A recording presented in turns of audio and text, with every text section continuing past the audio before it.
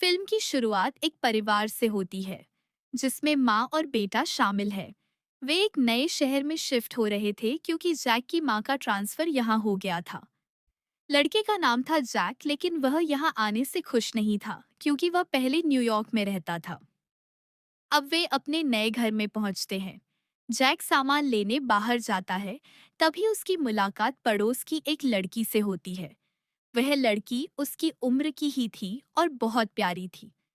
उसने जैक को बुलाया। फिर दोनों एक दूसरे को अपना परिचय बताते हैं। उस लड़की का नाम था हैना। तभी हैना का पिता वहां आ जाता है और गुस्से में जैक से कहता है, तुम मेरे घर क्यों आए हो? कभी दोबारा मेरे घर या मेरी बेटी के आसपास मत आना। यह सुनकर जैक बहुत बुरा महसूस करता है। घर लौटते समय सामान निकालते हुए जैक को अपने स्वर्गवासी पिता की तस्वीर मिलती है। उसे देखकर वह दुखी हो जाता है। अगले दिन जैक अपनी माँ के साथ स्कूल जाता है। वहाँ उसकी मुलाकात एक लड़के से होती है जो कहता है, शुक्रवार को स्कूल में पार्टी है, तुम्हें जरूर आना। घर लौटते समय जैक फिर हैना से मिलता है। हैना उससे कहती है, माफ करना, पापा ने तुम्हारे साथ जो कहा। जैक जवाब देता है, कोई बात नहीं। फिर हैना कहती है, तुम नए हो, मैं तुम्हें एक खास जगह दिखाती हूँ, ऐसी जगह जो तुमने कभी नहीं देखी होगी। दोनों साथ में एक अम्यूजमेंट पार्क जाते हैं जो कई सालों से बंद पड़ा था। वहां दोनों काफी बातें करते हैं और फिर घर लौट आते हैं। जैक पूछता है, क्या तुम वीकेंड पर मेरे साथ बाहर चलोगी? हैना कहती है, मैं सोचकर बताऊंगी। तभी हैना का पिता आकर फिर से जैक को चेतावनी देता है, मैंने तुम्हें मना किया था, ये तुम्हारा आखिरी मौका है, वरना पछताओगे। रात को पढ़ाई करते समय जैक को हैना के घर से आवाजें सुनाई देती है, जैसे हैना रो रही हो। हैना का पिता उस पर चिल्लाता है, अब तुम घर से बाहर नहीं निकलोगी। हैना कहती है, मैं नए दोस्त बनाना चाहती हूँ, बाहर जाना चाहती हूँ। लेकिन उसका पिता और गुस्से से चिल्लाने लगता है। जैक को लगता है कि हैना का पिता उसे मार रहा है। वह पुलिस को बुलाता है। पुलिस आने पर हैना का पिता कहता है, हैना तो पिछले 2 दिन से यहाँ नहीं है, वह अपनी माँ के साथ दूसरे शहर गई है। जैक कहता है, नहीं, मैंने अभी उससे मुलाकात की है। पुलिस घर की तलाशी लेती है लेकिन उन्हें हैना नहीं मिलती। जैक को यकीन था कि हैना को घर में कहीं छुपाया गया है। वह समझ नहीं पाता कि उसकी मदद कैसे करे। वह स्कूल वाले दोस्त को बुलाता है और सारी बात बताता है। फिर मौका मिलने पर दोनों हैना के घर में घुसते हैं, लेकिन वहां हैना नहीं मिलती। वे नीचे तहखाने में जाते हैं जहां उसके पिता ने एक जाल बिछा रखा था। किसी तरह बचकर निकलते हैं और देखते हैं कि वहां एक बुक शेल्फ है जिसमें ढेर सारी किताबें हैं और सब एक ही लेखक की थीं। जैक का दोस्त बताता है, ये लेखक डरावनी कहानियां लिखता था लेकिन अचानक गायब हो गया। तभी हैना वहां आती है और वे डर जाते हैं। जैक के हाथ से एक किताब गिरकर खुल जाती है।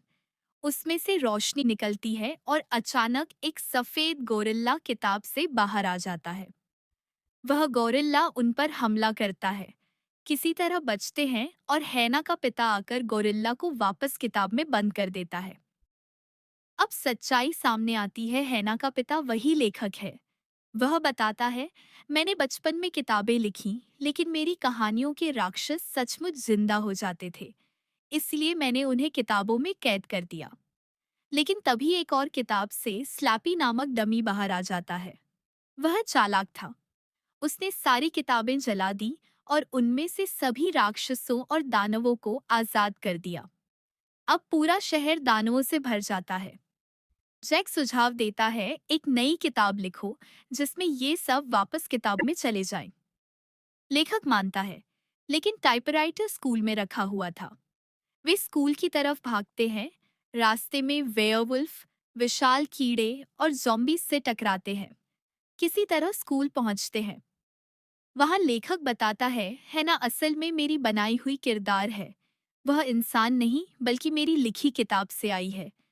मैं उसे असली दुनिया में लाना चाहता था, इसलिए उसे बाहर निकाला। लेकिन मैं नहीं चाहता था कि किसी को सच पता चले। जैक ये सुनकर हैरान हो जाता है। अब स्कूल में पार्टी चल रही थी, तभी दानव वहां भी पहुंच जाते हैं। सभी मिलकर दरवाजे बंद करते हैं। लेखक टाइपराइटर पर नई किताब लिखना शुरू करता है, लेकिन स्लैपी आकर उसके हाथ घायल कर देता है। अब लिखने की जिम्मेदारी जैक लेता है। जैक पूरी किताब टाइप कर लेता है। जैसे ही किताब खुलती है, सारी राक्षसी प्रजातियां वापस किताबों में लौटने लगती हैं।